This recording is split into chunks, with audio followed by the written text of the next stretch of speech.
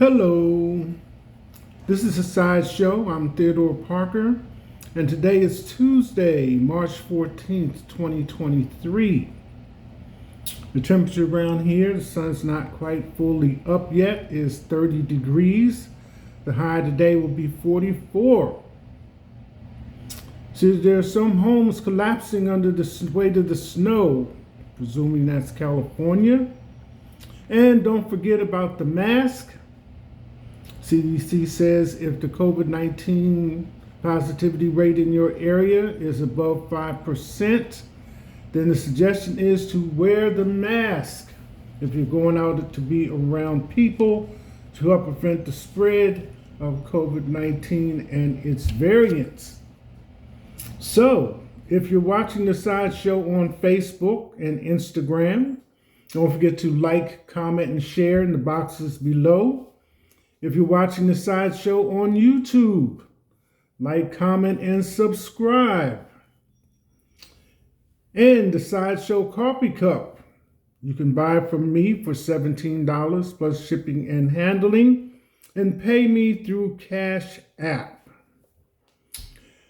There were several items that had caught my attention, and they have various degrees of importance, but they did catch my attention as I scrolled through the various news feeds available on the internet. Let's start with this one. Kind of set it up for you a little bit. I'm kind of sensitive to fashion, female fashion in particular. And I kind of rein back a little bit because I have experiences with everything from the maxi dress to the mini skirt to short shorts to Daisy Dukes and on up into more modern times. The infamous nipple slip, wardrobe malfunctions that so many celebrities, females especially, have experienced. And now it brings us to modern fashion. See-through dresses. So, on Google's social app, Sierra leaves little to the imagination in glitzy see-through dress. I can verify that that's true. But she's not by herself, so I don't want the sister to think I'm picking on her. And I think the one saving grace about it was that Russell was in the picture next to her. And I shall move on from there. Kyrie Irving, basketball star. We all can agree that Kyrie Irving has his own opinion about various things, but on the court, he is recognizable. So the latest thing from him, after charitable donations to various causes, and especially Nigeria, a $45,000 donation to the schools in Nigeria to help provide clean drinking water, uniforms, books, supplies, and backpacks, has been recognized by that organization handling that. So Kyrie's latest statement, Kyrie Irving shared a powerful message. When the rich rob the poor, it's called business. When the poor fight back, it's called violence.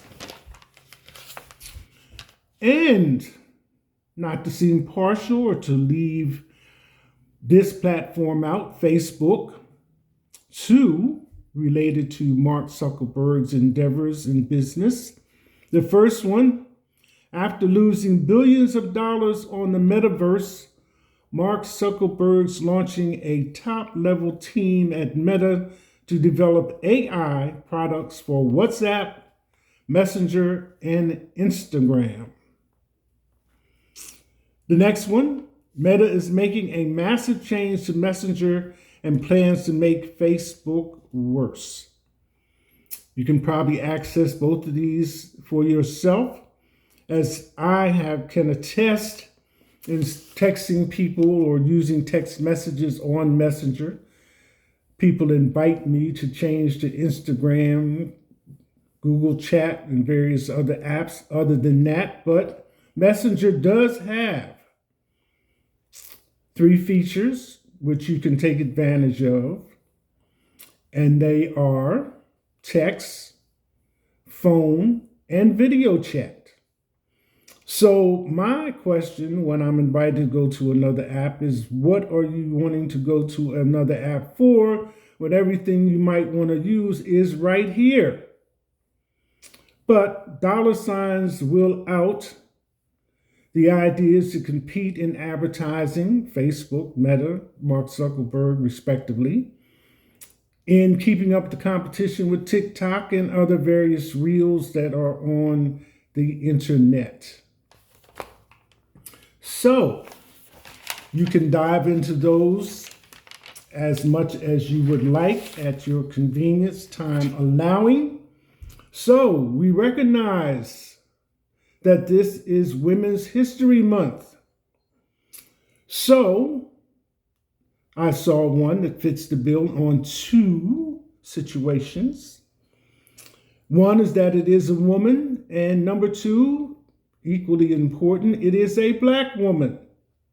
And her name is Marion Croak, who has 200 patents to her name, including the technology behind Zoom, became one of the first Black women to be inducted into the Inventors Hall of Fame. And I didn't even know there was such a thing. So she's right in there with Alexander Graham Bell and other ones, the Wright brothers, etc. Not to leave out how many Black men and women have come forward with inventions that have benefited this country and in some cases the world. I'm quite sure we all agree that traffic signals are universal around the world in all countries. So let us not forget. Now, since next year is election and voting time, we have in this country an example of how things can go from a small thing to a large thing. And in this case, I'm talking about the LGBTQ plus community. Now, I have my own feelings, ideas, and positions on all of this, but it has to be stated that from original court cases stemming all the way from Lawrence versus Texas, that this has increased in size and people involved and recognized as being a part of this community.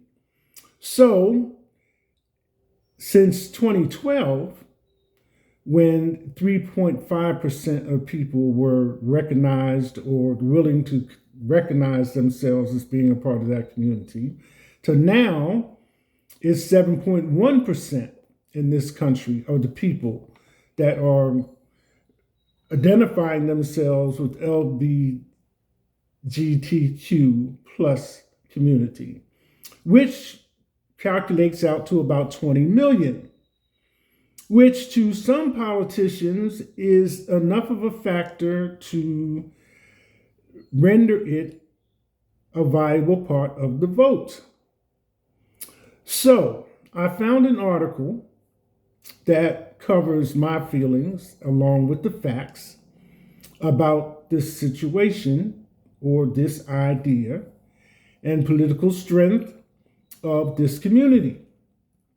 Since so many things are coming forward about healthcare and various other things that involve children as well as adults.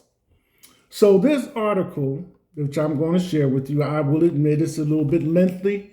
So here we go. It's called, and it's from the ACLU, Why Sodomy Laws Matter. How the laws were used traditionally, and let us begin. The decision in Lawrence versus Texas is one of a mere handful of cases since the American Revolution involving two adults, straight or gay, actually prosecuted for being intimate in private. For most of the 19th and 20th centuries, sodomy laws were used as secondary charges in cases of sexual assault, sex with children, public sex, and sex with animals. Most of those cases involved heterosexual sex. Originally, sodomy laws were part of a larger body of law derived from church law designed to prevent non-productive sexuality anywhere and any sexuality outside of marriage. Sodomy laws are aimed at gay people in the 70s. Sodomy laws began to be used in a new way, distinctly against gay people, in the late 1960s. As the young gay rights movement began to make headway and the social condemnation of being gay began to weaken, social conservatives began to invoke sodomy laws as a justification for discrimination. In 9 states, sodomy laws were explicitly rewritten so they only applied to gay people. Kansas was the first state to do that in 1969. Kansas was followed in the 1970s by Arkansas, Kentucky, Missouri, Montana, Nevada, Tennessee, and Texas. In 2 states, Maryland and Oklahoma, courts decided that sodomy laws could not be applied to private heterosexual conduct, leaving what amounted to same-sex only laws in effect. In many other states, including Alabama, Florida, Georgia, Mississippi, North Carolina, North Dakota, Pennsylvania, South Dakota, Utah, Virginia, and Washington, government agencies and courts treated sodomy laws that, as written, apply to all couples, straight and gay, as if they were aimed at gay people. How the laws were used against gay people. These laws were used against gay people in 3 ways. First, they were used to limit the ability of gay people to raise children. They were used to justify denying gay parents custody of their own children. Alabama, Arkansas, Mississippi, Missouri, North Carolina, North Dakota, Pennsylvania, South Dakota, and Virginia. They've also been used to justify refusing to let gay people adopt. Florida, Mississippi, and refusing to let gay people become foster parents. Arkansas, Missouri. Second, the laws have been used to justify firing gay people or denying gay people jobs. The idea was explained by the FBI in a case which it won in the late 1980s. In 1986, in Bowers versus Hardwick, the U.S. Supreme Court decided that the U.S. Constitution allowed Georgia to make sodomy a crime. Although the Georgia law applied to all couples, the court said its decision was about homosexual sodomy. And it gives a almost hypertext reference. That meant the FBI said that it couldn't be illegal to discriminate against gay people because gay people are a class defined by conduct which could be made a crime. Excuse me. After the U.S. Supreme Court said in 1996 in Roma v. Evans, which struck down a Colorado constitutional amendment that forbid gay rights laws, as states could not discriminate against gay people on the basis of disapproval. The argument was harder to make. But that didn't stop Georgia's Attorney General from successfully using the state sodomy law as a justification for refusing to hire a lesbian, or the Bowers decision from being offered as a justification for firing a lesbian X-ray technician in a Washington state case last year. Third, the laws have been used in public debate to justify denying gay people equal treatment and to discredit LGBT voices. In Utah, The sodomy law was used to justify not protecting gay people from hate crimes. In Arkansas, Florida, Mississippi, and Texas, they have been used to justify various proposals to ban adoption or foster care, sometimes successfully. Sodomy laws are regularly invoked in civil rights debates, from a reason not to recognize domestic partnerships in Kalamazoo, Michigan. The argument was rejected, to a reason to give sodomy states the right to opt out of a federal law banning employment discrimination, which hasn't even come to a floor vote in Congress since the mid-90s. Near Austin, Texas, Williamson County denied Apple Computer a promised tax incentive to build a new plant because the company recognizes domestic partners, said to be a violation of Texas sodomy law. The county later changed its mind under heavy pressure from then-Governor Ann Richards. Shawnee County, Kansas, canceled a contract with the company to collect property taxes because the company recognized domestic partners. The county treasurer said it was a violation of Kansas sodomy law. The tax cases may seem almost comic. Losing a job, or worse, losing your family isn't.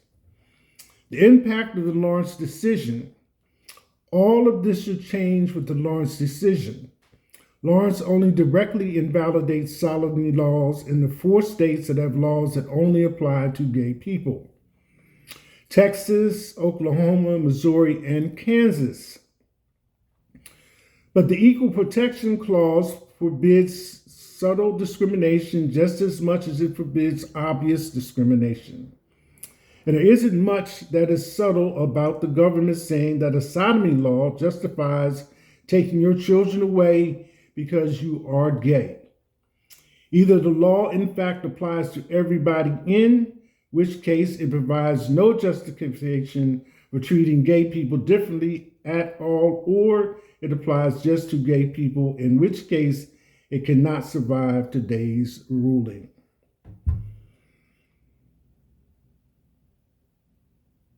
That's it.